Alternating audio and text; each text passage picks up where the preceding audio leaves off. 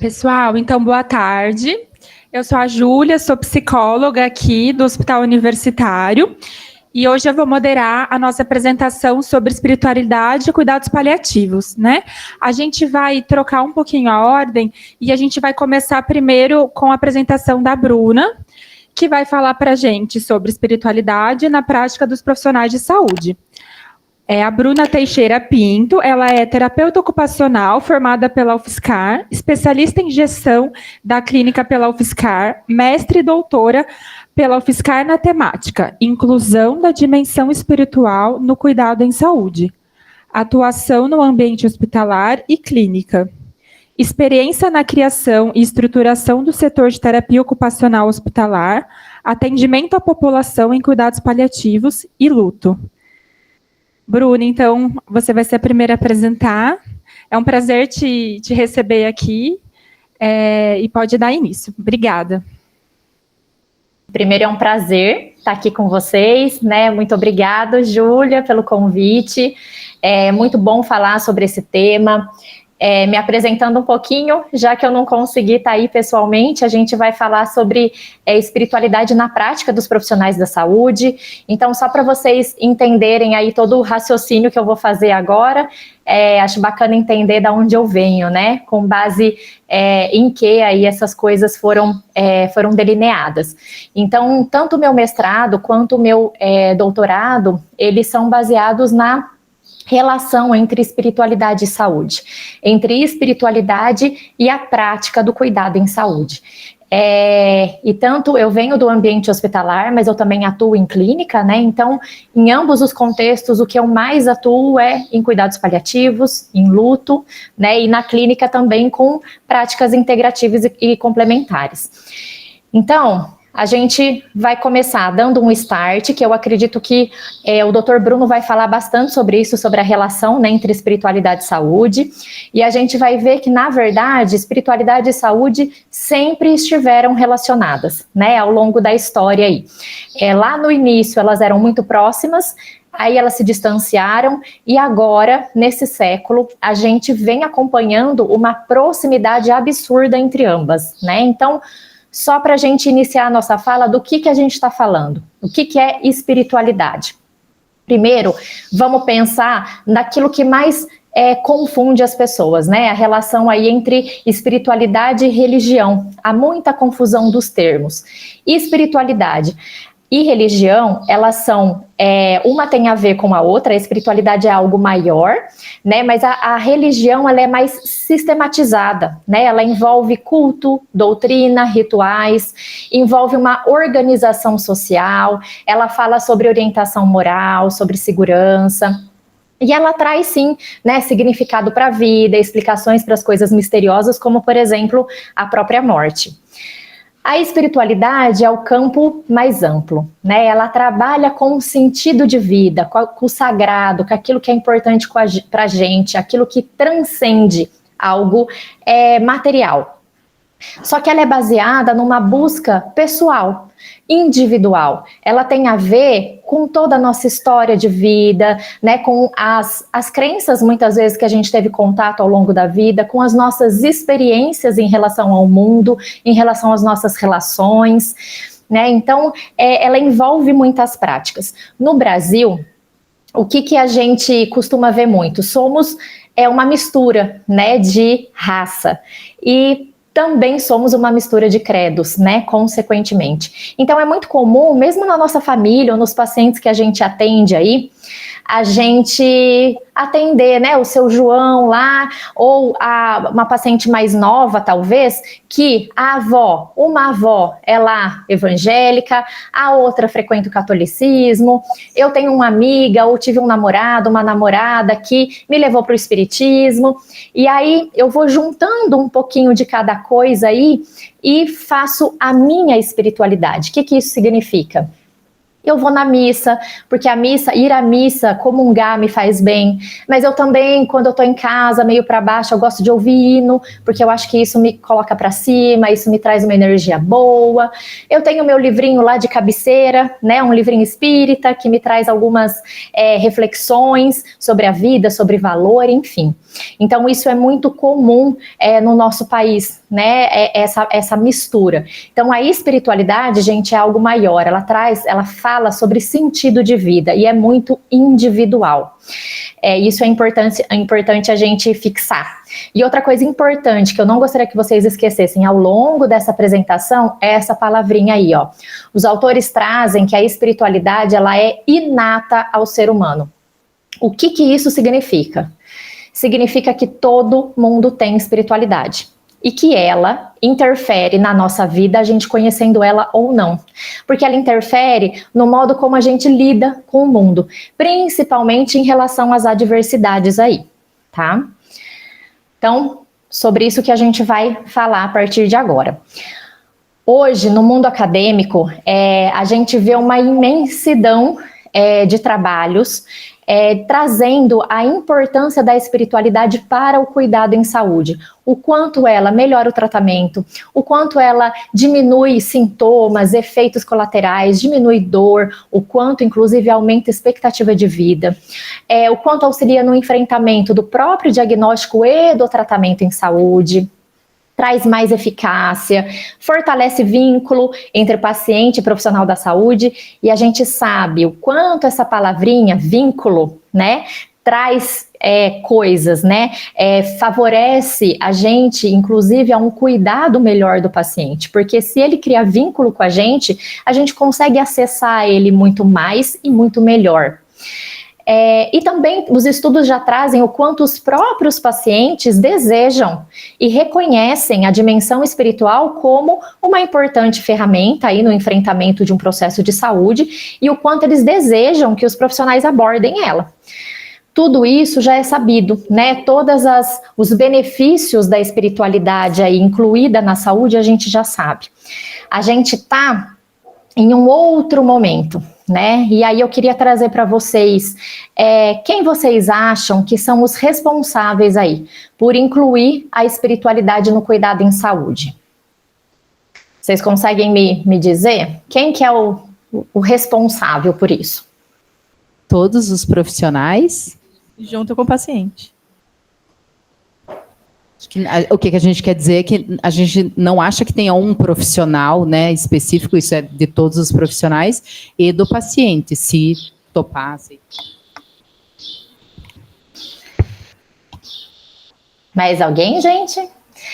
São vocês, somos nós, é exatamente isso, né? Na verdade, não tem um profissional responsável, mas tem, né? Esse profissional é você.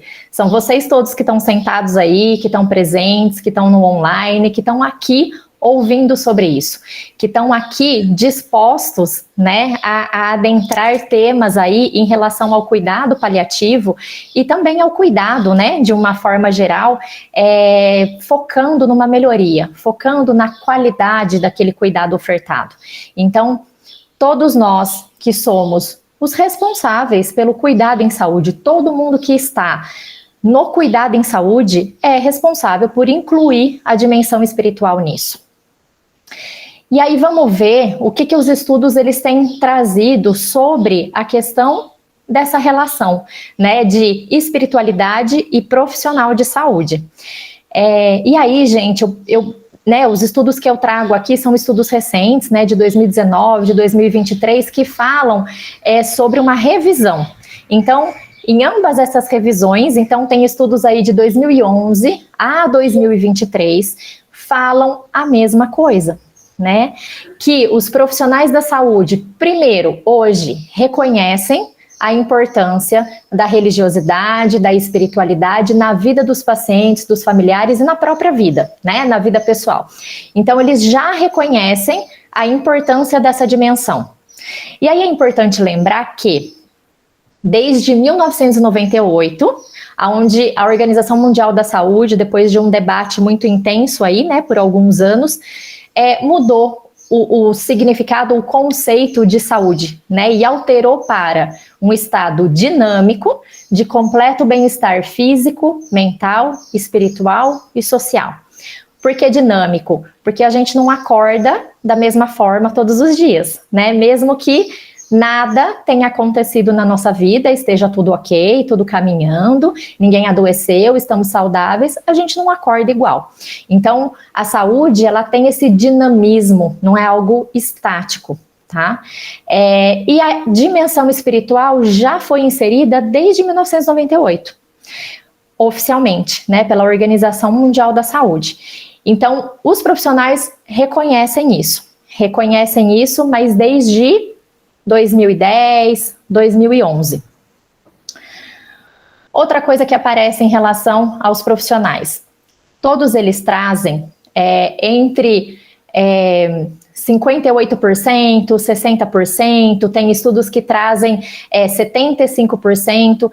Os profissionais relatam que a formação para abordagem espiritual, ela é inexistente ou inadequada. Então, eles não têm essa formação, nós profissionais da saúde não temos a formação, né, que nos ensina a abordar a dimensão espiritual, que nos traz sobre essa dimensão, ou o que a gente teve foi inadequado.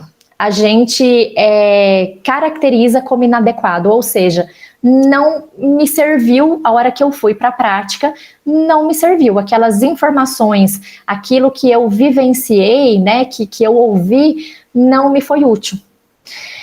E por que isso? Né? Qual é a explicação dessa abordagem aí inexistente ou inadequada? Na grande maioria dos lugares, a saúde ainda é baseada num modelo biomédico tradicional, né, a formação. E qual é essa formação? É uma formação voltada para uma prestação de serviço, para soluções mais objetivas, para medidas mais corretivas, né? Então, o que significa isso? Eu recebo uma pessoa que está adoecida, e a minha função como profissional da saúde é corrigir isso que não está funcionando direito. É eu tomar uma medida dentro dos protocolos existentes, dentro de todo o conhecimento, de toda a ciência, né, de toda a tecnologia hoje existente para aquilo, eu resolver o problema, né? E por isso, muitos profissionais veem, inclusive, o abranger a dimensão espiritual como algo distante da ciência. Não estou fazendo ciência, estou falando de achismos, estou falando de algo que não é, porque não é palpável, né, gente? Então não é uma medida objetiva, não é uma medida corretiva, eu estou falando sobre subjetividades. E a gente sabe o quanto, né, no nosso país, a questão da subjetividade é algo complicado, né, justamente por esse modelo aí tradicional.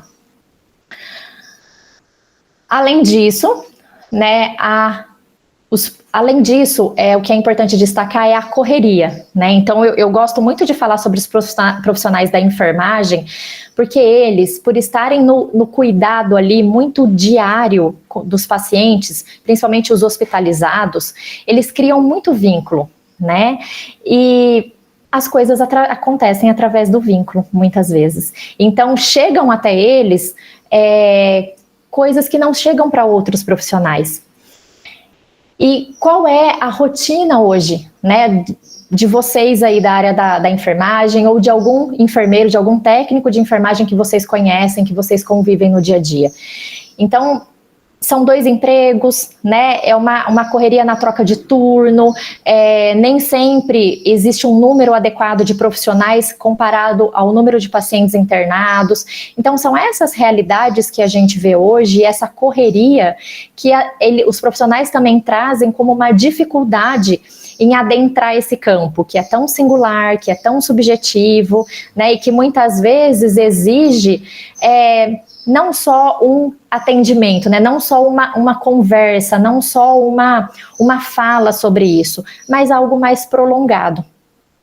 Porque, gente, a gente sabe, e teve a fala da colega aí, né, a hora que me respondeu quando que profissionais que são responsáveis a isso, e aí ela disse, todos os profissionais da saúde e os pacientes, porque a gente realmente muitas vezes espera que os pacientes tragam essas questões, tragam essa dimensão para o atendimento. E, gente, é importante a gente respeitar, claro, a gente não vai instigar, a gente não vai cutucar, a gente não vai espremer os pacientes para eles trazerem a questão da dimensão espiritual, porque eu quero saber, porque eu quero atuar nisso, porque eu quero trabalhar isso no atendimento. Não é assim com nenhuma outra demanda. Mas a gente também sabe, por outro lado, que as demandas nem sempre elas chegam prontas, né? Então, muitas vezes o paciente ele traz para a gente a questão da dimensão espiritual, mas de outras formas que muitas vezes a gente não consegue perceber. Ele não consegue muitas vezes verbalizar sobre a própria dimensão espiritual, mas ele traz algumas frases, ele traz alguns sinais, ele traz alguns objetos que nos direcionam a isso. Né? É um crucifixo aqui, é um livrinho ali, ai, mas se Deus quiser, ai, mas eu acredito que Deus, ai, mas o meu, né, líder religioso, então, o meu pastor, ou quando eu ia tomar passe, ou ai, a minha mãe de santo, enfim.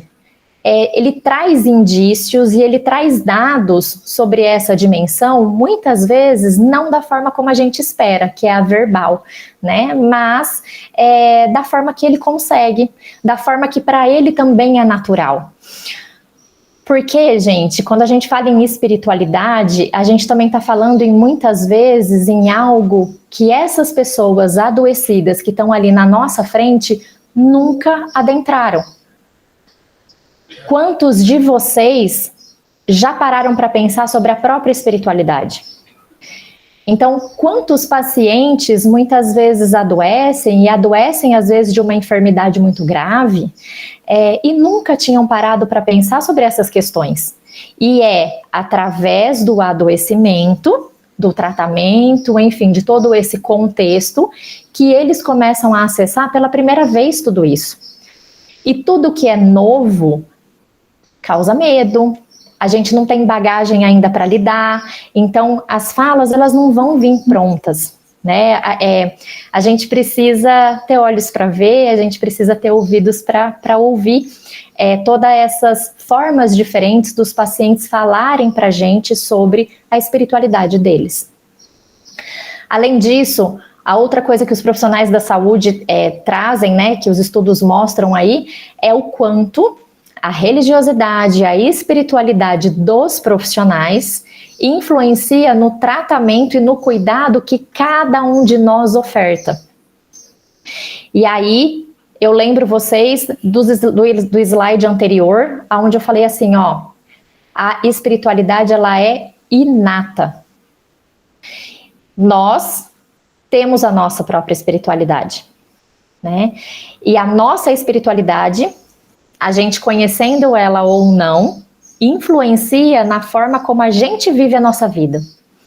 E o trabalho é uma das ocupações que a gente desempenha na vida. A nossa espiritualidade influencia a forma como a gente trabalha. Ter uma crença religiosa torna os profissionais mais sensíveis à escuta, à percepção da necessidade do outro, do paciente. Não ter uma crença propicia que os profissionais tragam, né, ofertem aí com mais frequência tratamentos invasivos. Para profissionais que presenciaram experiências de milagre, e o que são essas experiências de milagre? São experiências que a gente não está no livro, né? Que na verdade vão contra o livro, vão contra aquilo que a gente estudou, que a gente aprendeu, que a gente vê como estatísticas, né? Pacientes que tinham, por exemplo, casos oncológicos aí muito graves e que recuperam, e que respondem ao tratamento com muito mais eficácia, ou às vezes que se curam de forma milagrosa mesmo, porque dentro daquilo que a medicina traz de experiências em outros casos, a chance dessa cura era mínima. Então, esses casos são as experiências de milagre. Profissionais que presenciam isso, eles se tornam mais relutantes em prever o futuro, né? Aquela coisa do, doutor, quanto tempo eu tenho? Mas até quando vai isso? Mas será que eu consigo viajar no Natal com a minha família? Né? E se tornam também mais cautelosos nessa comunicação do prognóstico.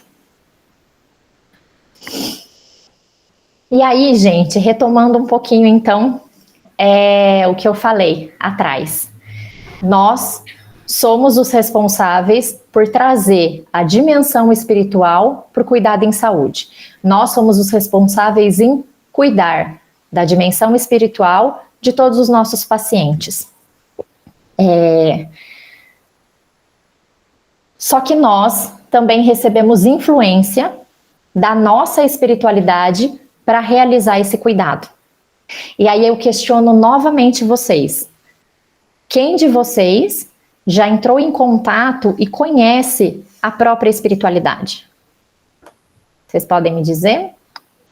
Eu digo que já entrei em contato com a minha espiritualidade nessas situações difíceis pela fé que eu coloquei no momento e foi correspondida. Então, eu acredito que quando a gente confia, mas confia de verdade, as coisas acontecem. Uhum.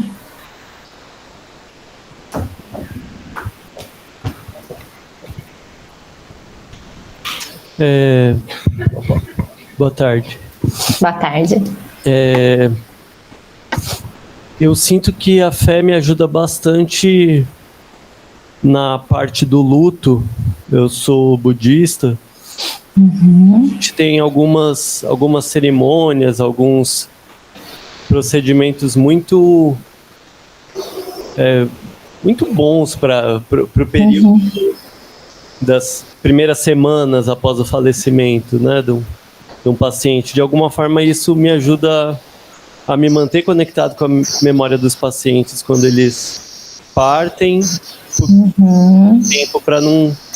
Que é meio estranha a ideia de você se dedicar ao cuidado de alguém, essa pessoa falecer e você começar o seu dia seguinte com muita naturalidade, como se não tivesse acontecido nada. Então, de alguma forma, ter alguma maneira de carregar os pacientes por um período maior após o falecimento, de uma forma que não seja necessariamente de lamento, de culpa, de dor, eu acho que é bastante importante. Muito bom.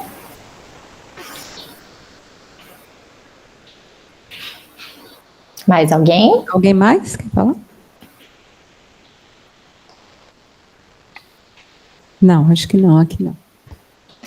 Então, gente, muito obrigada pela participação de vocês. Percebem como, inclusive na primeira fala, né, eu entrei em contato, né, com a minha fé nessas situações difíceis. Então, as situações difíceis são portas escancaradas aí para a gente transcender, para a gente entrar em contato com aquilo que realmente é o nosso sagrado. E quando eu pergunto para vocês, vocês conhecem a espiritualidade de vocês? Eu estou perguntando assim, vocês conhecem o que é sagrado para vocês? O sagrado de vocês? Aquilo que conecta vocês a algo superior?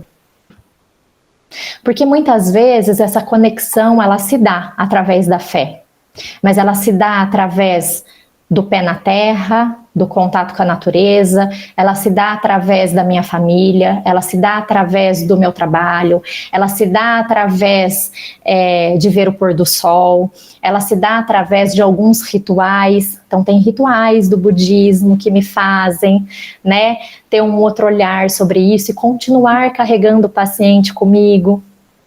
Percebem? Vocês conhecem o sagrado de vocês? Tem estudos, tem autores, desculpem, que batem muito nessa tecla, defendem muito isso. É impossível a gente auxiliar alguém em questões espirituais sem antes conhecer a nossa própria espiritualidade. E é aí que eu falo que não tem como a gente fugir. Para a gente falar sobre espiritualidade do outro, eu preciso me conhecer. Eu preciso saber um pouco mais de mim. Eu preciso entrar em contato comigo. Só para te avisar que tem 5 minutos, tá bom? Obrigada. Tá bom. Eu preciso conhecer a minha. Até porque o conhecer a minha me protege, me traz bem-estar, me protege de prejuízos em relação à saúde. Estudos trazem que profissionais que conhecem a própria espiritualidade, que exercem a própria espiritualidade, ficam mais imunes ao burnout, tão falado hoje, né? E a tal da fadiga de compaixão, que eu não sei se vocês já ouviram falar, que é até nomeada como o custo do cuidado. Que é aquela questão que não é que o profissional ele não se importa com o outro, não é que ele não tem empatia, mas é precário essa importância. Ele se envolve pouco, né, de forma precarizada. E o porquê isso? Para se proteger, porque não é fácil a gente perder um paciente hoje e a gente ir para o trabalho amanhã. Natural, normal, né, como o colega diz, não vai ser. Mas e aí, o que eu faço com isso? E aí, gente, a gente tem alguns instrumentos para abordagem da dimensão espiritual e eu trouxe os principais. O questionário FICA, que fala sobre a fé, a crença, a importância ou influência, né, que você dá para essas questões, a questão da comunidade, né, eu pertenço a alguma, e ações no tratamento aí. Então, como você gostaria que fosse tratado, como você gostaria que fosse abordado, enfim. O questionário HOPE, né, que fala sobre significância, conforto, força, paz, que são as questões relacionadas a fontes de esperança. A religião organizada, que é a tal da comunidade, faz parte, não faz parte. A espiritualidade pessoal e prática, né? Então, como que é a questão da religiosidade, né? Que tem a questão da singularidade. Então, porque muitas pessoas da mesma religião, que frequentam a mesma instituição religiosa, têm ações diferentes, né? Que é a questão da religiosidade, que é como eu pego a religião e trago para a minha vida e exerço na minha vida. E a questão dos efeitos no tratamento médico, nos assuntos terminais. Além disso, tem a FIGHT e tem a Royal. Mas, gente, além desses instrumentos aí, é muito importante que essas avaliações, elas norteiem a gente para conhecer o indivíduo, né? Para que esses instrumentos, essas avaliações não se tornem mais um protocolo, mais um checklist. Porque a hora que eu questiono essas coisas, eu abro uma porta para o outro, né, para o paciente. E se eu não faço nada com isso, é muito complicado. Então, muito cuidado para, mais uma vez, não impor as crenças ao paciente, né, proselitismo, e não julgar a crença do paciente. Porque isso é uma violência espiritual. Daí a importância da capacitação dentro da área de espiritualidade e saúde, porque na ciência a gente encontra muitas ferramentas, muitas facilitações, muitos caminhos para abordar com mais qualidade, para abordar de forma mais certeira, de forma mais efetiva, essa dimensão que é tão importante e que interfere tanto no cuidado, no tratamento em saúde, na forma como a pessoa se vê doente. Muito, muito, muito obrigada. É um prazer estar aqui falando sobre esse tema tão importante. E o que eu gostaria que vocês mais levassem de hoje em diante, reflexões aí, da importância da gente conhecer a nossa. Para aí a gente conseguir separar o que é nosso do que é do outro. E quando eu estiver de frente do outro, eu conseguir trazer tudo aquilo que é importante para ele, que vai traçar o plano individual de cuidado, que vai me dizer e que vai costurar seu João, Dona Maria, né, da forma correta. Obrigada.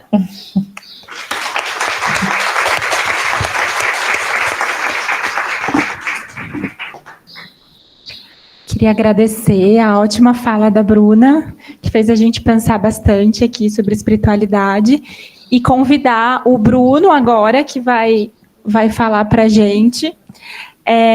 Vou apresentar o Bruno para vocês, né?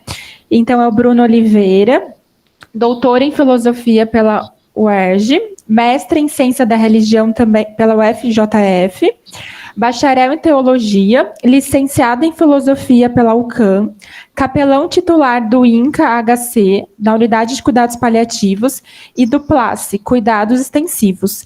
Membro do Conselho IANS, Instituto Ana Michele Soares, professor universitário. Tem experiência na área de teologia, filosofia, espiritualidade e saúde.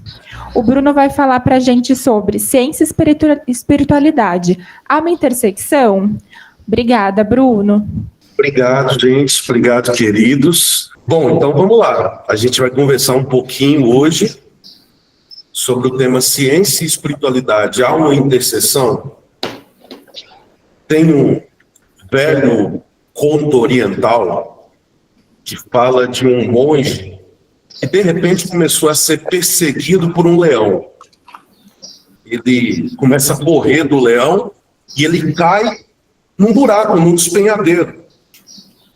De repente ele olha para baixo e lá embaixo tem uma serpente pronta para dar o bote caso ele caia. Ele olha um pouquinho mais acima e surge um rato roendo o cipó, o qual ele estava pendurado. A situação era em cima, o leão querendo abocanhá-lo, embaixo a serpente pronta para dar o bote, e um pouco mais acima um rato roendo o cipó, que era a sua salvação, o qual ele estava pendurado. De repente ele olha ao alcance das suas mãos naquele despenhadeiro, ele vê um morango vermelho, cheio de suco, pronto para ser saboreado. E a história conta que esse monge come aquele morango, e aquele morango era o morango mais delicioso de toda a história do mundo. Como bom todo conto oriental, né? O final dessa história é o que menos importa. O que importa nessa história é a experiência súbita, densa, arrebatadora dos morangos maduros, belos, apetitosos. Nesse momento se esquece de tudo, porque essa experiência é o que a Bruna brilhantemente falava anteriormente. Essa experiência é o que o sagrado significa. Esse sagrado que está totalmente nos morangos diante das impossibilidades do presente de poder usufruir daquilo que é possibilidade de sentido, de prazer, de vida. Ou na linguagem do Rubem Alves, o sagrado poderia estar nos caquis maduros e suculentos, ou seja, os morangos ou os caquis continuam a ser aquilo que são, mas também se transformam em sacramentos que contêm e revelam o sagrado de cada um de nós nos mais diversos momentos. É o próprio Rubem, criticando o academicismo exacerbado, né, da ciência, que diz que durante séculos teóricos, seres cerebrais haviam se dedicado a transformar a beleza em um discurso racional. Não, a beleza não lhes bastava, queriam certezas, queriam a verdade. Se a gente for pensar que o sagrado é a beleza por excelência, antes mesmo de Rubem Alves, Dostoiévski, lá nos Irmãos Karamazov, já haviam afirmado que a beleza salvará o mundo. E aqui a beleza para ele não se restringe a uma pura estética material. Porque nada mais belo que o amor solidário e incondicional. O amor, então, não é uma metáfora. O amor é onde nós podemos transcender por aquilo que é sagrado. Lembro um hospital que eu atuo na região metropolitana aqui do Rio de Janeiro, cidade de Niterói. A filha de uma paciente pediu para eu atender a sua mãe, e a queixa da filha é: Bruno, a minha mãe está perdendo a sua espiritualidade. Eu poderia perguntar como é que se perde uma dimensão que faz parte da própria constituição humana, ou nas palavras da Bruna, é uma dimensão inata a cada um de nós. Mas eu só perguntei a ela: o que te faz pensar isso? E ela me disse que a mãe era extremamente católica e sempre frequentou as missas. E desde que internou, ela assistia às missas pela TV. Mas de um tempo para cá, a filha colocava no canal da missa e ela pedia para tirar. Ela perdeu o interesse na sua religião, nas missas, e, consequentemente, pela interpretação da filha, ela estava perdendo a sua espiritualidade. Eu fui conversar com aquela mulher e entender um pouco da sua vida, tratando de sequelas pós-Covid, 10 meses internada, sendo 2 desses na terapia intensiva, e agora finalmente na unidade de transição, transicionando para ir para casa. E lá pelas tantas, no meio do atendimento, eu perguntei para ela: dona fulana, conta para mim, quando a senhora está no seu dia a dia, na sua rotina, fazendo as coisas que a senhora gosta, quais momentos que a senhora vive que são sagrados para você? Ela me deu um sorriso e começou a me contar uma história. Olha, eu moro em São Gonçalo, uma cidade próxima de Niterói. Eu e minha família moramos todos num quintal, sabe? No mesmo quintal, ou seja, cada um tem sua casinha, meus filhos, minhas filhas, eu, mas o que dividimos o quintal em comum. Quando dá a hora da novela, minhas filhas, minhas noras vão todas assistir a novela e os netos vêm para minha casa para usar minha TV para jogar videogame. Nessa hora eu sempre vou para a cozinha para fazer pipoca e brigadeiro para eles, e eles sempre falam a mesma coisa: vovó, o brigadeiro da senhora é o melhor do mundo. Esse momento para mim é sagrado. Não, sagrado não é posse da dimensão religiosa. Essa mulher não perde a espiritualidade. Essa mulher, depois de tanto tempo internada, ela realoca nesse momento a dimensão do seu sagrado, que num determinado momento estava numa pertença religiosa e que vai voltar, gente. Isso para dizer que ninguém é 100% religioso a vida inteira, ou isso para dizer, como queiram, que a religiosidade, como outras variáveis da existência, costumam oscilar. Mas agora o sagrado dela estava na pipoca e o brigadeiro, que essa altura não era mais a pipoca e o brigadeiro, mas a pipoca e o brigadeiro eram uma transubstancialização daquilo que lhe é sagrado, que é a presença dos netos. E depois de tanto tempo longe de casa, ela só queria viver o sagrado dela. Afinal de contas, o que é saúde? A Bruna trouxe uma definição, que foi modificada em 98. Eu trago a definição original de 1948 da Organização Mundial de Saúde, que está registrada na Carta de Princípios, que diz: olha, saúde é o estado de mais completo bem-estar físico, mental, social, e não apenas ausência de doença. Em 1998, na 37ª Assembleia da Organização Mundial de Saúde, há uma sugestão de acréscimo para incluir o termo da dimensão espiritual nesse conceito, como a Bruna apresentou, além da apresentação da saúde como estado dinâmico. Mas a pergunta que eu trago aqui, só entre nós aqui, gente, tem ninguém vendo, Só entre nós aqui.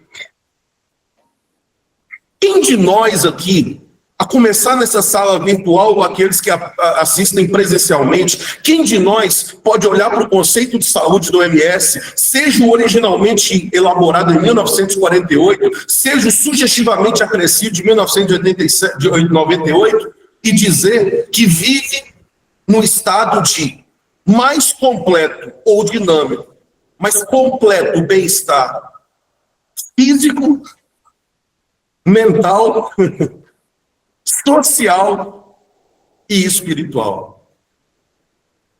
Vocês hão de convir comigo que esse conceito torna a saúde como algo inatingível para o ser humano. A gente está falando de utopia. Não dá. Um espaço de completo bem-estar, sem espaços para incompletude em todas essas áreas, talvez no nirvana. E é criticando esse conceito de saúde do MS que um filósofo alemão chamado Jürgen Moltmann, no seu livro A Ética da Esperança, traz a sua definição de saúde quando diz: saúde é a capacidade para a superação da forma autônoma da dor, da enfermidade e da morte. Não é a ausência de dor e transtornos, é a força para viver com eles. Se entendermos como Moltmann entende, a saúde deixa de ser o sentido da vida humana e passa a ser a consequência de uma vida que é vivida com sentido. Por isso que Canguilhem sustenta que a saúde não é um conceito científico, é uma questão filosófica, ou nas palavras do próprio Canguilhem, um conceito vulgar. Vulgar não no sentido de trivialidade, mas vulgar no sentido de que precisa estar ao alcance de qualquer pessoa, capaz de ser enunciado por qualquer sujeito. Por isso, talvez a gente encontre o conceito de saúde mais fiel à ideia nos lagos do Matuto, lá no interior de Minas, ou no sertanejo do Goiás, do que nos acadêmicos das universidades ou nos cientistas dos hospitais. Que talvez aqueles, e não estes, aprenderam a ter a saúde como a capacidade de realizar a existência humana. E nem mesmo a doença é capaz de tirar essa potência de se viver a saúde. E a espiritualidade, o que é? Bom, Leite, Stern e Guerriero, alguns autores, investigam como o termo espiritualidade tem sido utilizado, inclusive, na área de saúde e as dificuldades que se desdobram. Existe uma polissemia do termo num viés essencializado. Uma polissemia é um fato linguístico em que uma palavra pode ter vários significados. E se criou com a palavra espiritualidade meio que um guarda-chuva de conceitos, onde parece que tudo cabe. É Ludberg que aponta que, especialmente nos cuidados paliativos, eu quero mostrar esse artigo, onde a espiritualidade é parte integrante da sua filosofia, o termo é enigmático, mesmo que descrito como uma dimensão inerentemente humana. Mas mesmo como uma dimensão inerentemente humana, é um termo extremamente enigmático. A sociedade pós-moderna ainda criou o adjetivo, né, o novo adjetivo, que são os indivíduos espiritualizados, ou seja, aqui quer dizer pessoas que se conectam com a natureza, que possuem seus rituais, mas acima de tudo, a expressão espiritualizados tenta comunicar que são pessoas livres das opressoras amarras religiosas. De forma silenciosa, começa a brotar na contemporaneidade o conceito de espiritualidade que conserva um olhar de suspeição para a religião. Será? Se a gente for para as nossas telas virtuais, eu acredito que todos nós já vimos essa imagem aqui, né? Um peixe num aquário dentro do mar e um peixe livre, onde diz que a religião é o aquário e a espiritualidade é o mar. Será? Será que de fato essa imagem representa? Ou será que não? A religião, sim, pode ser a forma de vivência da espiritualidade de muitos indivíduos. O que não dá aqui é para confundir os conceitos. Mas sim, muitos indivíduos vão viver, vivenciar e acessar a sua espiritualidade através de uma pertença religiosa. É Robert Solomon que, no prefácio, né, do livro Espiritualidade para Céticos, ele confessa que ele nunca entendeu muito bem a espiritualidade, ou melhor, ele nunca deu à espiritualidade a atenção devida. E quando esse assunto era discutido, ele se afastava, se desculpava, até que ele percebeu que, na verdade, ele estava confundindo espiritualidade e religião, e ainda mais, confundindo espiritualidade com aquilo de pior que existe na religião, porque sim, a religião tem coisas boas, mas também tem coisas ruins. o lugar para procurar espiritualidade, para Solomon, é aqui mesmo, em nossas vidas, em nosso mundo, mais perto do coração. A espiritualidade pode ser encontrada em nossas paixões mais nobres e, em particular, no próprio amor.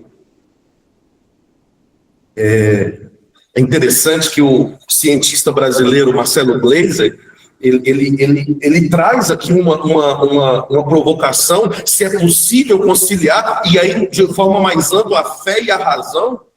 E o que ele defende é que se a gente tirar das religiões a roupa do dogma, qual é a essência? A essência de todas as religiões é o contato com a espiritualidade, com uma espécie de emoção primordial com o mundo, com a natureza. As religiões sempre nasceram assim. No início da história das religiões, as árvores eram sagradas, os montes eram sagrados, a pedra tinha um significado, ou seja, existia uma relação de maravilhamento com o desconhecido, e essa espiritualidade é que deu origem à religião. Ou seja, é uma sensação, uma coisa subjetiva, individual, que cada um pode ter. É uma procura que você mesmo, com sua espiritualidade, de você mesmo com a sua espiritualidade, perante um mundo que é bem maior que a gente.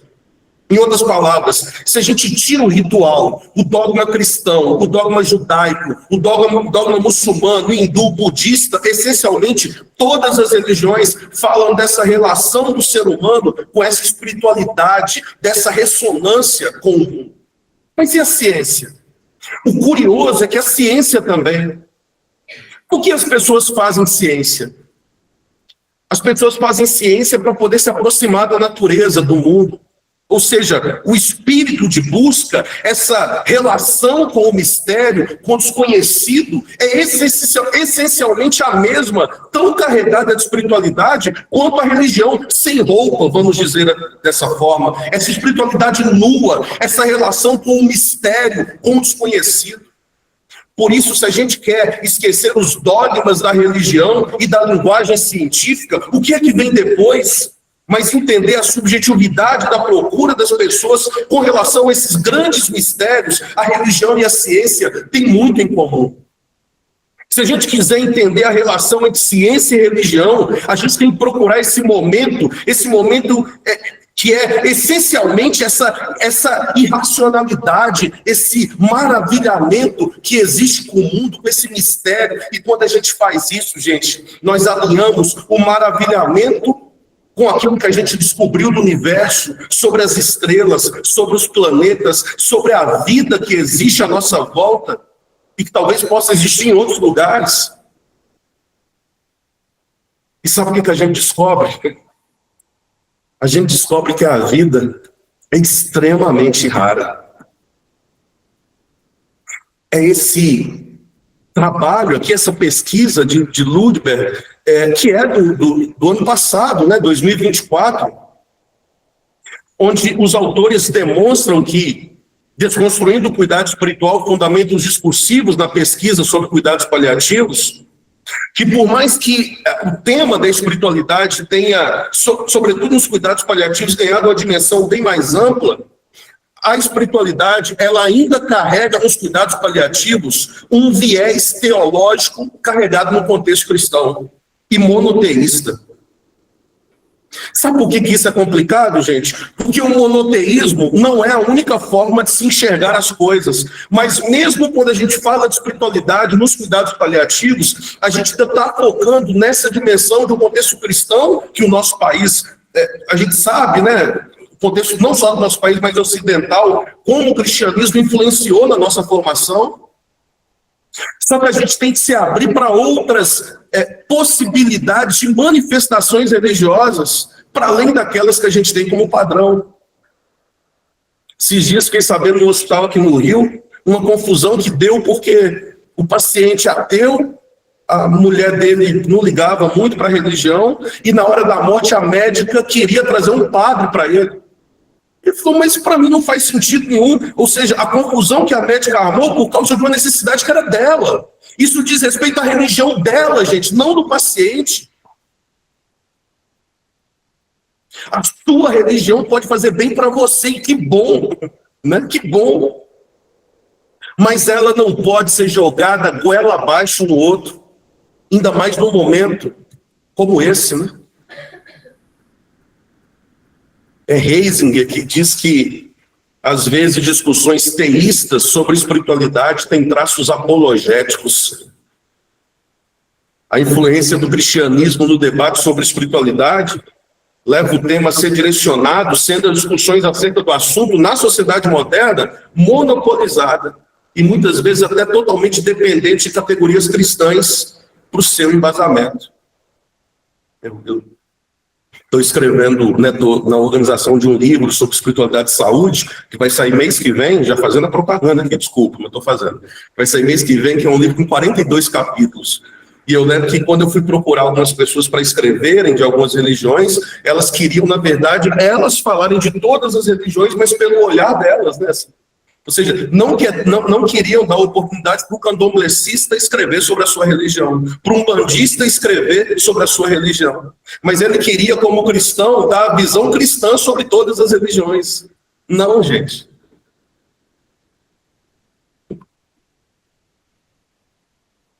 Eu trago um conceito de espiritualidade de Heisinger, que eu acabei de citar. A espiritualidade é a arte de moldar um sistema de significados que se encaixa no destino e caráter individual de uma pessoa e a faz prosperar sem aliená-la de seu contexto histórico, cultural e social. Um sistema de significados que se somam a um todo coerente e que pode ser adaptado e desenvolvido para que possa lidar até mesmo com as mudanças mais inesperadas da vida. Um sistema de significado que é resiliente e permite que uma pessoa prospere e dê significado até mesmo às experiências mais devastadoras da vida.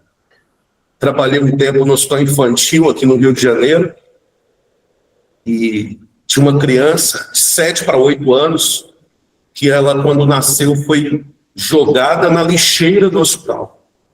Não sabemos quem, genitores, né, jogaram ela na lixeira. Ela nasceu com algumas comorbidades, problemas de saúde. Ela foi encontrada chorando na lixeira, levada para dentro do hospital e há 7 anos ela morava na UTI do hospital, que não podia sair do respirador. Se tornou o xodó de toda a equipe, tinha festa de aniversário, muito querida de todos.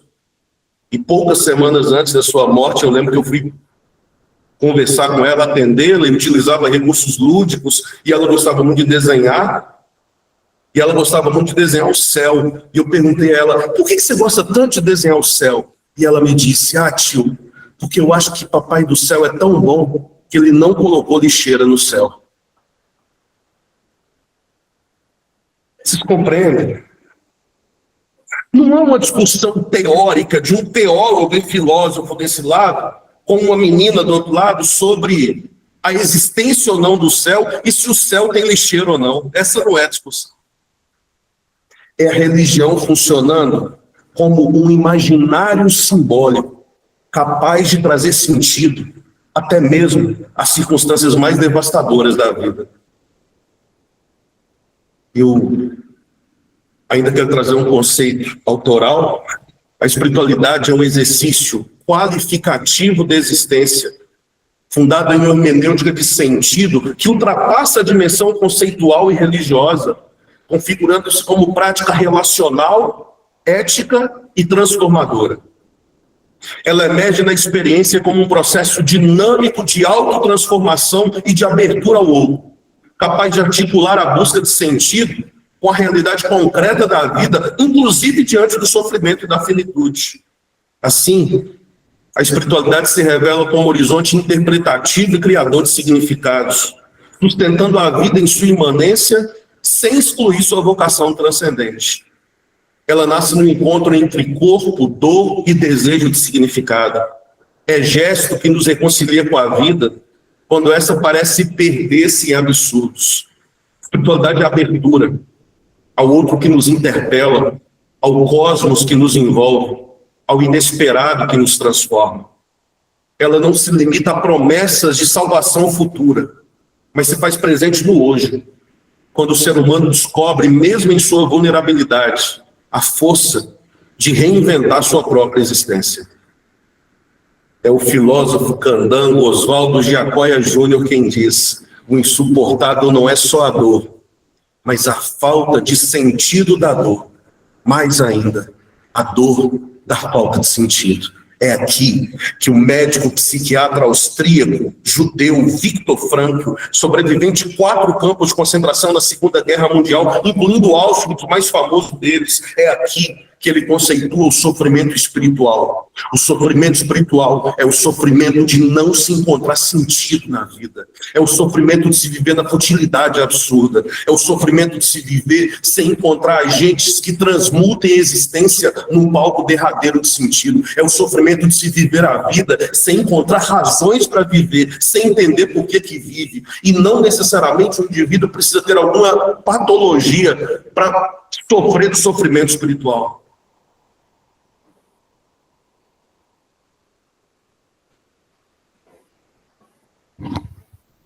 Bruno, só para te avisar que tem mais 5 minutos, tá?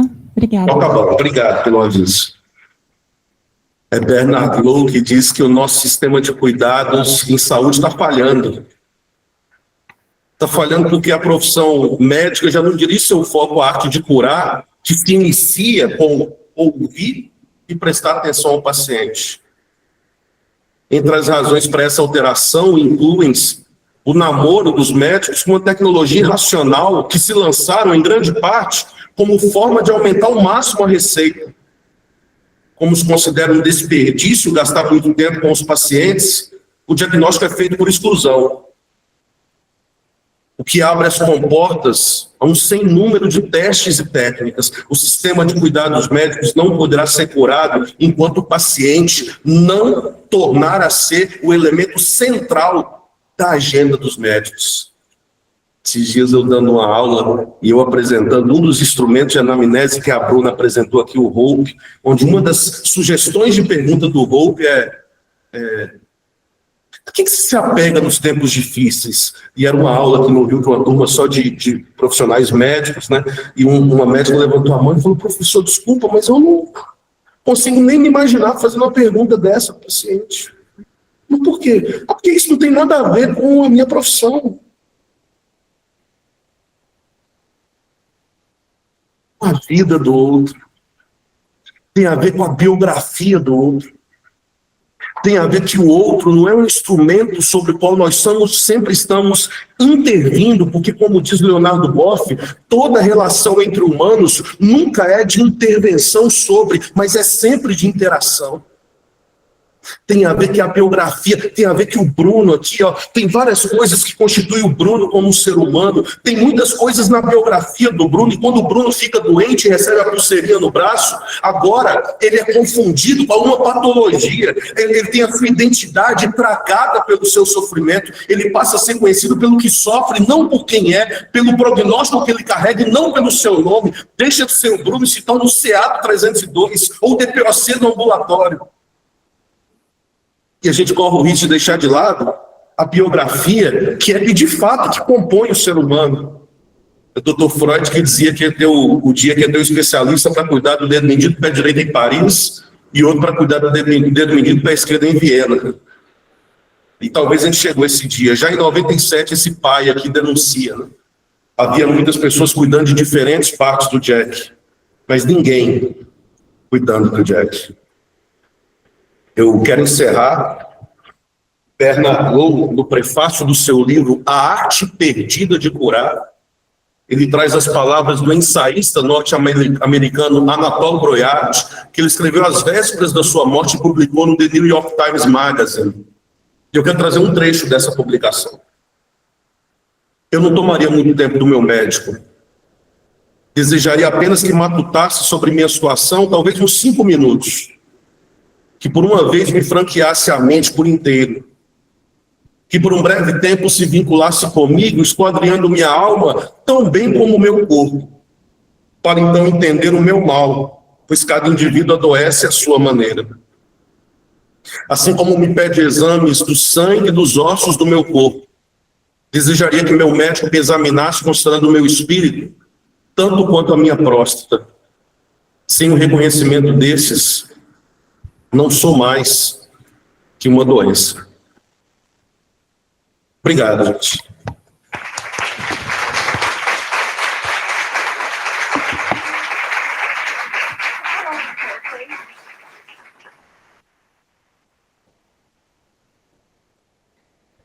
Queria agradecer a fala do Bruno. Muito obrigada, Bruno, foi ótimo.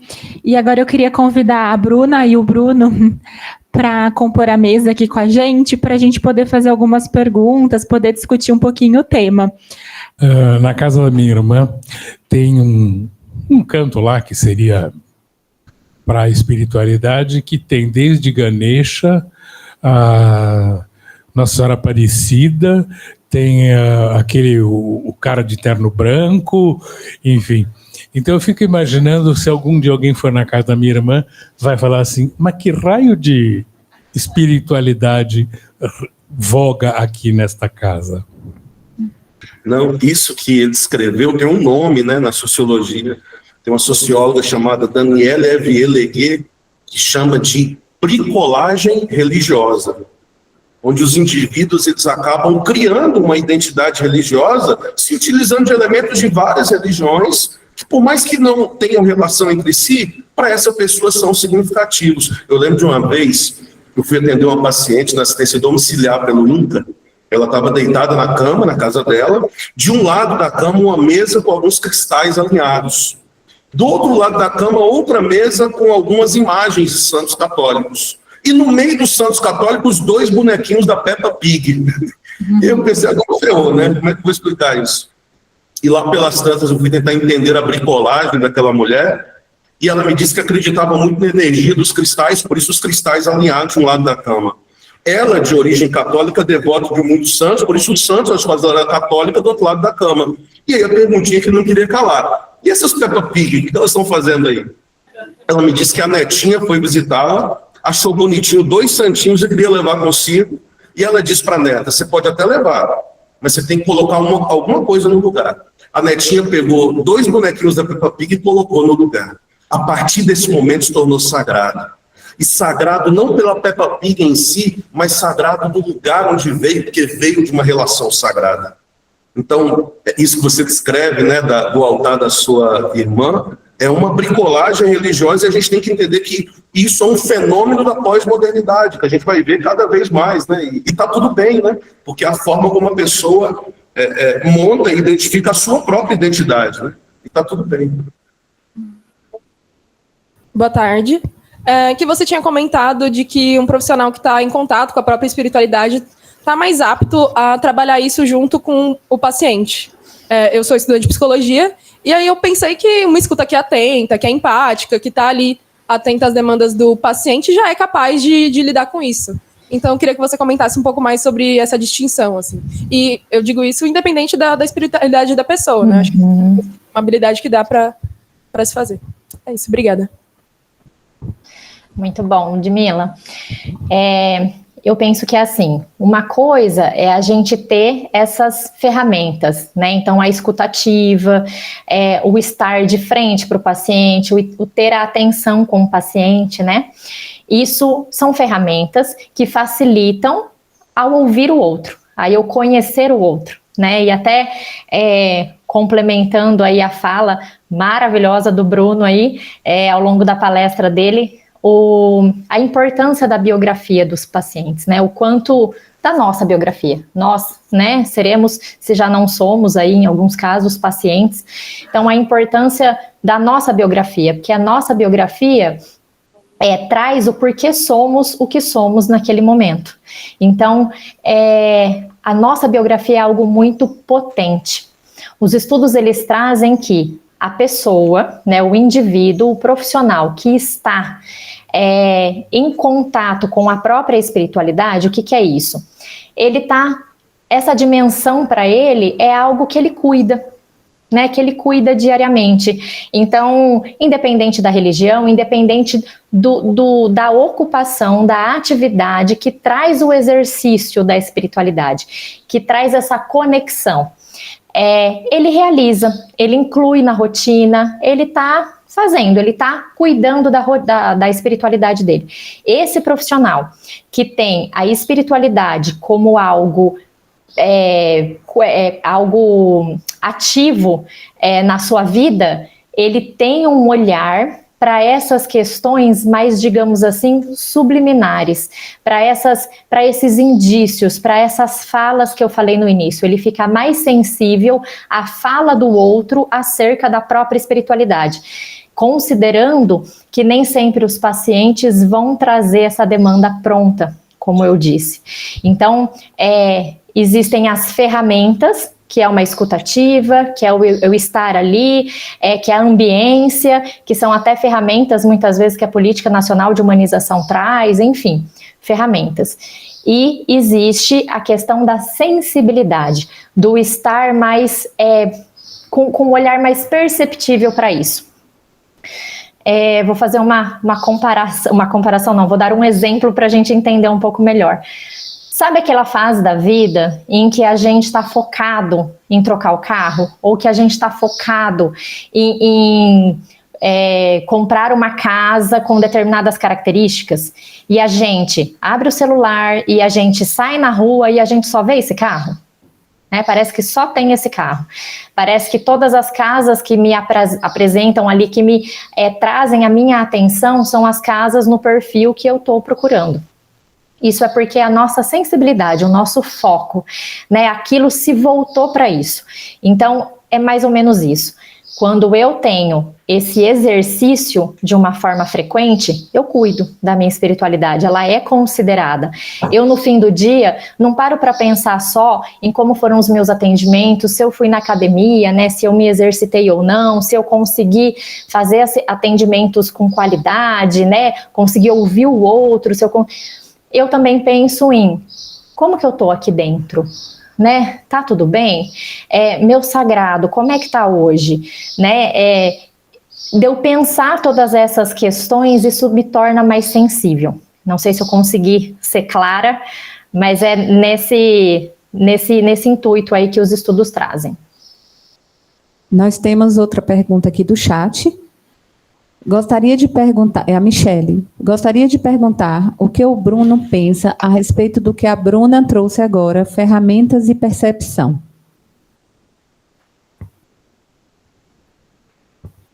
Entendi o que a Michele está querendo dizer com as ferramentas, assim, que a fala que a Bruna trouxe agora é da questão do próprio profissional de saúde, espiritualidade do próprio profissional de saúde, então vou reverberar essa fala, que é o que eu estou entendendo, eu acho que se nós não nos reconhecermos como seres espirituais, tampouco reconheceremos a espiritualidade do outro. Eu acho que vai ser uma dimensão que passará nula, que a gente não vai conseguir captar. Se nós não nos reconhecermos, se nós não nos atentarmos para as nossas próprias demandas espirituais, para os nossos próprios sagrados, o quanto isso é importante na nossa vida, tampouco a gente vai ter a habilidade, a sensibilidade de perceber que o outro vive um quadro de sofrimento espiritual, de perceber essa espiritualidade no outro. Então, eu acho que isso é uma via de mão dupla. Eu concluí meu doutorado agora em julho, e vou dizer um negócio, os autores que eu estudei, assim, desde Michel Foucault, trabalham a espiritualidade como um processo de autotransformação. Autotransformação. Aí, por exemplo, quando o João Vitor diz aqui, e aí, João Vitor, que eu estou lendo aqui o chat ao mesmo tempo, eu acho que a gente está falando de coisas distintas. O que o João Vitor coloca? Entendo perfeitamente o ponto, mas eu mesmo conheço muitos psicólogos excelentes e que abordam a espiritualidade muito bem, mas não possuem proximidade com sua espiritualidade, alguns até sendo ateus. Então, vamos lá. A espiritualidade é uma dimensão inata do ser humano. O indivíduo, ele pode ser ateu, mas ele não exclui a dimensão da sua espiritualidade. Então, vamos pensar no seguinte aspecto, Eu tive um paciente ateu, que uma vez eu perguntei para ele assim, cara, geralmente quem tem uma religião, na hora do aperto, da dificuldade, recorre ao seu Deus, à sua religião. Você, a que você recorre? E ele disse para mim que era surfista por hobby, sempre teve uma relação muito intensa com o mar, então ele gostava de caminhar pela praia e quando ele entrava no mar, o mar é como se o mar estivesse entrando dentro dele, ele se sentia alimentado espiritualmente. Eu vou falar que a experiência não é espiritual porque não invocou o nome de Deus, ela é literalmente encharcada de espiritualidade. Então talvez, João Vitor, nessa questão, seja uma questão conceitual, ou seja, essas pessoas não possuem proximidade com a sua espiritualidade, alguns sendo até ateus. Então, eu tenho muitos amigos ateus que a espiritualidade deles não é manifesta através de uma frequência religiosa, mas eles vivem coisas que trazem sentido para ele, que está nessa esfera horizontal da espiritualidade. Então, uma coisa não exclui a outra, né? É a poetisa Emily Dickinson, sei que nós temos que estar acabando, mas é a poetisa Emily Dickinson, tem um poema bonitinho que ela diz assim: alguns guardam o domingo indo à igreja. Eu guardo ficando em casa, tendo um sabiá como cantor. Alguns guardam o domingo em vestes brancas, mas eu só uso minhas asas.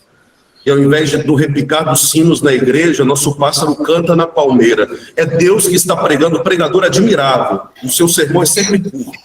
Assim, ao invés de chegar ao céu só no final, eu o encontro o tempo todo no quintal. Então, é preciso que a gente tenha essa consciência. Mesmo se o profissional ele é um profissional que não tem religião, eu continuo dizendo para ele deve alimentar a espiritualidade dele. Né? E com isso eu não estou dizendo, você tem que procurar uma igreja para frequentar. Né? Se tanto a fala da Bruna como a minha aqui ficou clara para vocês estão entendendo essa diferença e o que eu estou querendo passar. Para aquele que a religião lhe faz bem, continue, não tem problema nenhum, né? Faz bem para ele. Mas outros que não têm uma religião vão encontrar outras formas de conexão com sua própria espiritualidade. Sim, gostaria só de complementar. Eu acho importante a gente não confundir a questão da espiritualidade com a religião, né? A religião, ela é um dos caminhos de me acessar a espiritualidade, né? E até culturalmente falando, mas não é o único. Tá? Não é o único. Então, como eu disse no início, a gente pode acessar, para muitas pessoas, já atendi muitos pacientes que são muito religiosos, mas que o sagrado deles está no almoço de domingo com a família reunida. Né?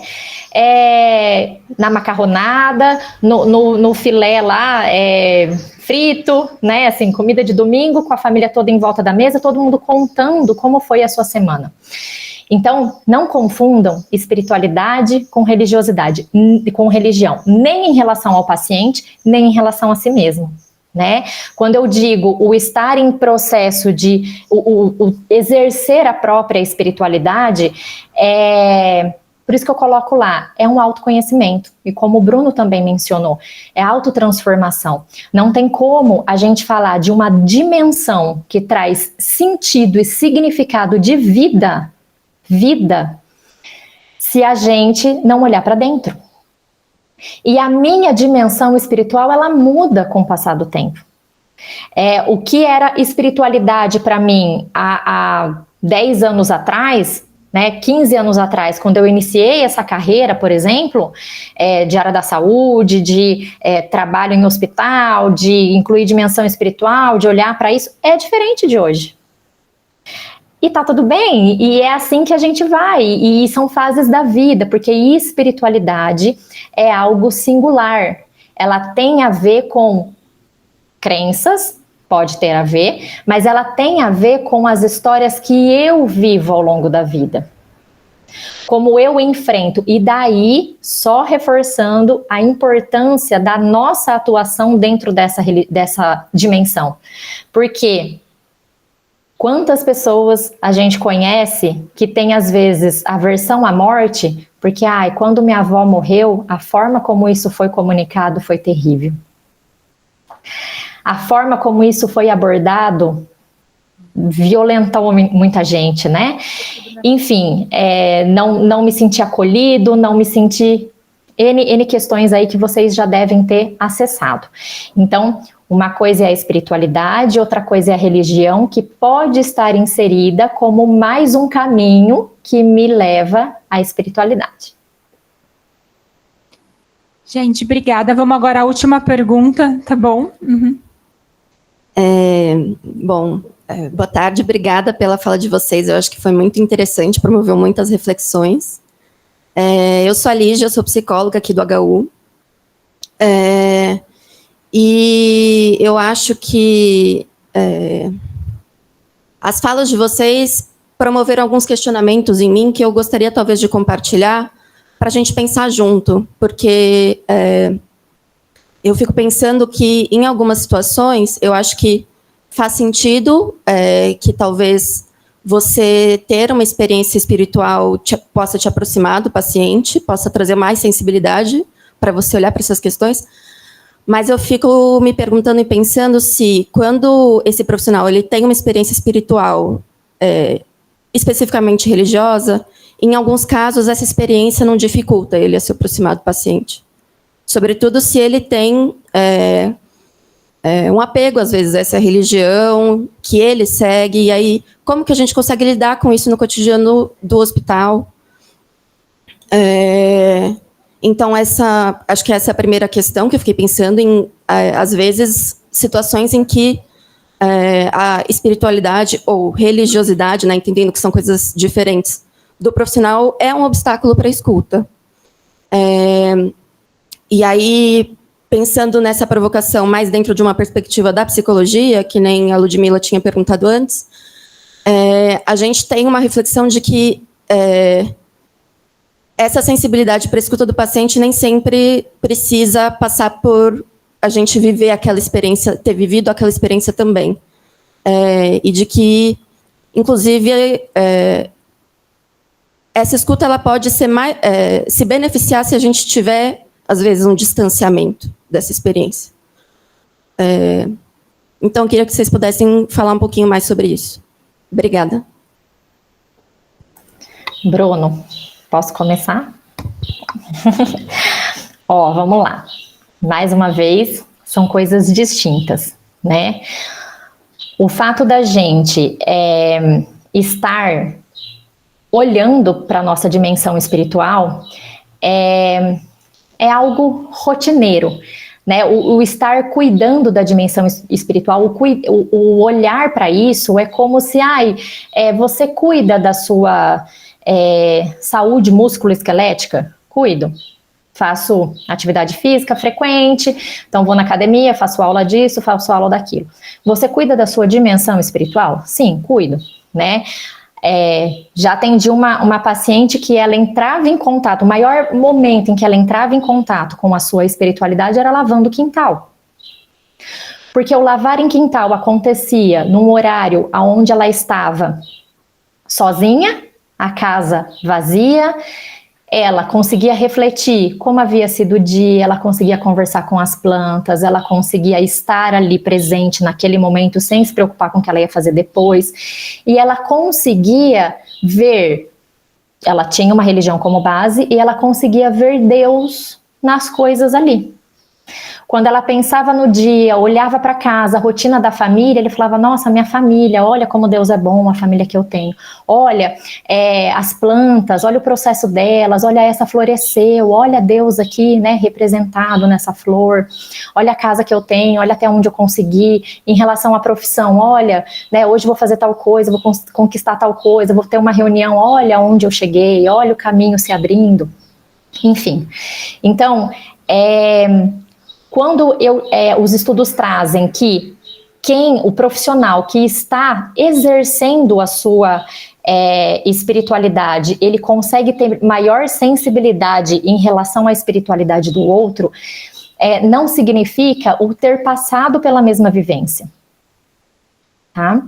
Significa só que eu estou olhando para uma ação, uma dimensão da vida do outro com um olhar mais sensível, porque eu também acesso essa dimensão. Porque eu também exercito essa dimensão. Então, a questão de viver, de ter experiências espirituais é uma coisa. A questão de eu exercer a minha espiritualidade é outra, é uma dimensão da minha vida, assim como a psicoemocional, assim como, né, nossa, como eu tô me sentindo hoje, né, nossa, como tá a minha espiritualidade hoje. São coisas distintas. E algo que eu gostaria de trazer aqui, mas que talvez dê muito pano para manga, e seja motivo de um novo encontro aí, mas a religião, né, a dimensão espiritual, ela é uma ferramenta muito potente. Né, e como tudo aquilo muito potente, é uma faca de dois gumes. né? A depender de como eu conduzo ela realmente pode me trazer mais sofrimento.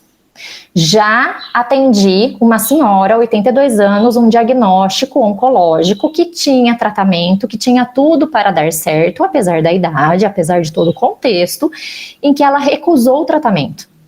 E ela recusou o tratamento dizendo: eu já sei o porquê que isso está acontecendo. Foi uma promessa que eu fiz para Deus quando eu tinha 12 anos de idade e não cumpri. E ela se recusou a fazer o tratamento. Então, realmente, a gente está aqui falando sobre a espiritualidade, sobre essa potência, sobre essa dimensão, mas a gente sabe que ela também não é porque eu tenho a minha espiritualidade, estou no exercício da minha espiritualidade, que eu vou lidar com as coisas de forma maravilhosamente bem, que eu vou conseguir acessar o outro e trazer a dimensão do outro de forma maravilhosamente bem. É por isso que a gente combina a ciência, é por isso que a gente combina os instrumentos, é por isso que a gente combina com as ferramentas todas, tá? E é por isso que a gente trabalha em equipe, né? Cada um com o seu olhar, cada um com a sua ferramenta, cada um com as suas contribuições.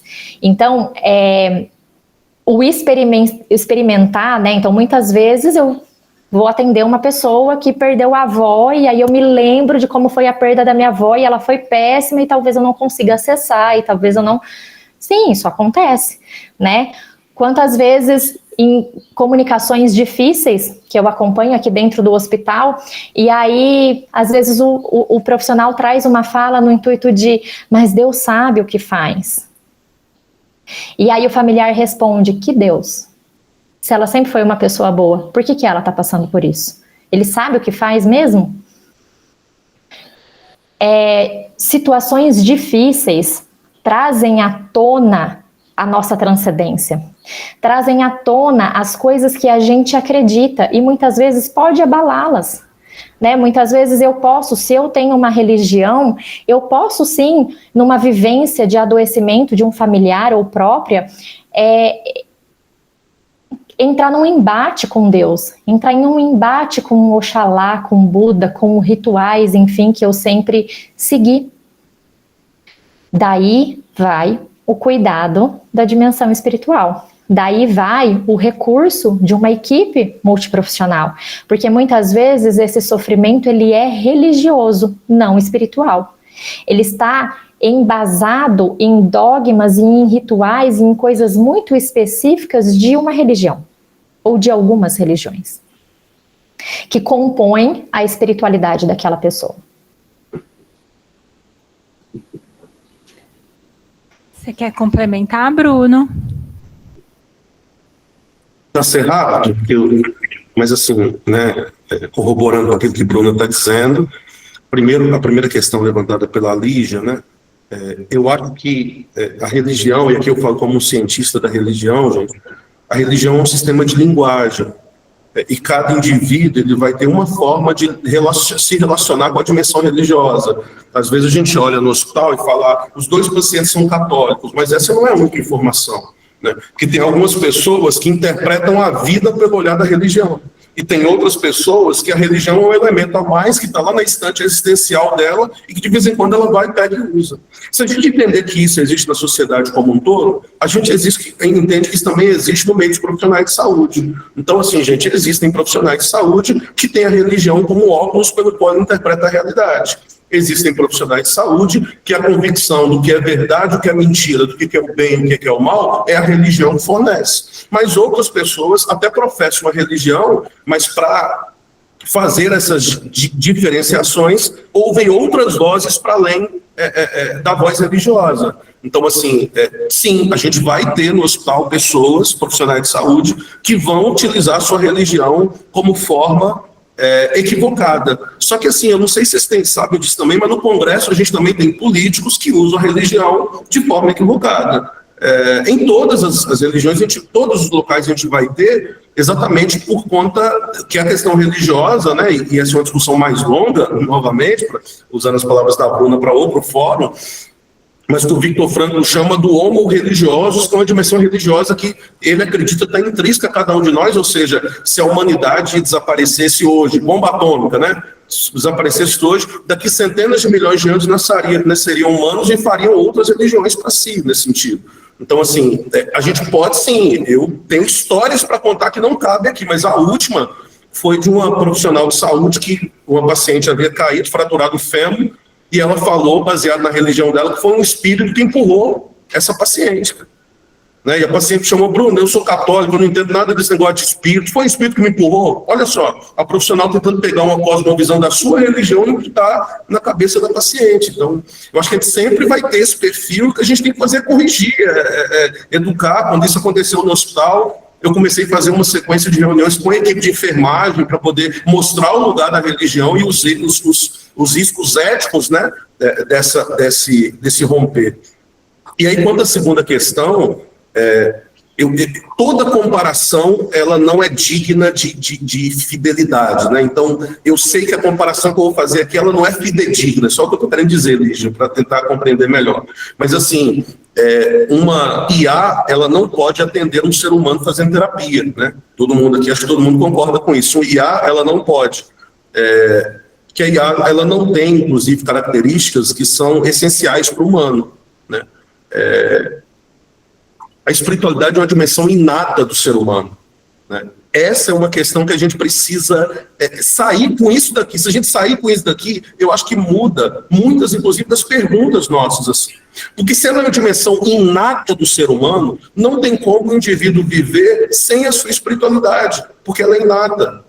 Então, assim, só quando a gente fala assim, porque o profissional ele não dá tanta atenção para a espiritualidade, né, de si, talvez eu sentaria com esse profissional para aplicar uma anamnese espiritual, para perguntar assim: vem cá, nos momentos seus de dificuldade, estou perguntando para vocês agora, o que vocês se agarram, né? E vocês vão falar comigo: poxa, eu gosto de ter contato, poxa, eu ouço música, poxa, eu vou para o banheiro, coloco a música lá tomando para tomar banho, sertanejo ouvindo em voz alta. Cada um de nós tem esses recursos de enfrentamento, gente. E o problema é que na nossa cabeça a gente está associado, por mais que, né, e a Lígia colocou muito bem, ela não está falando de religião, né, e compreendeu ali os conceitos, mas a nossa vertente ainda está numa padronização de espiritualidade que talvez, se não é a religião, frequentar uma igreja, é fazer yoga, é fazer meditação, talvez não seja nada disso para você. E talvez você tenha os seus rituais espirituais que seja o chopp com as amigas no final de semana, cara, mas que isso é significativo para você. Eu acho que é dessas coisas que a gente está falando. E se a gente percebe que a gente tem demandas de sentido, ou como o Frankl diz, nós somos seres que vivemos em busca de sentido, se a gente se percebe como seres que vivem também uma busca por encontrar sentido no cotidiano e nas coisas simples da vida, o nosso olhar vai mudar para o paciente também. Então, a minha defesa é só essa. O nosso olhar para perceber, de fato, que ele não é só um organismo que está lá, mas ele tem um desejo por significado que pulsa dentro dele.